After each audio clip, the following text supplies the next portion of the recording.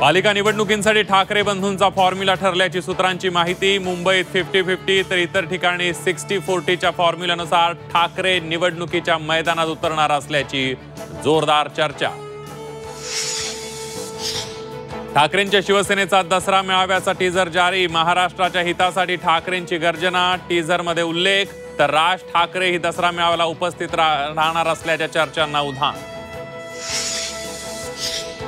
शिवसेनेच्या अकार्यक्षम मंत्र्यांची एकनाथ शिंदेंकडून कान उघडणी। कामाची पद्धत संघटनेतील दुर्लक्षावरून मंत्र्यांना सुनावल्याची सूत्रांची माहिती।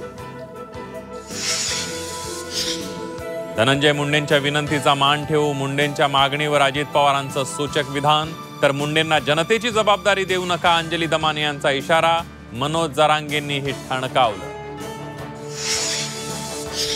आमच्या गाड्या जाळणाऱ्यांच्या आम्ही ही गाड्या जाळू नवनाथ वाघमारेंचा इशारा। तर कुंकू लावायला माणूस ठेवणार नाही जरांगे पाटलांचा पलटवार।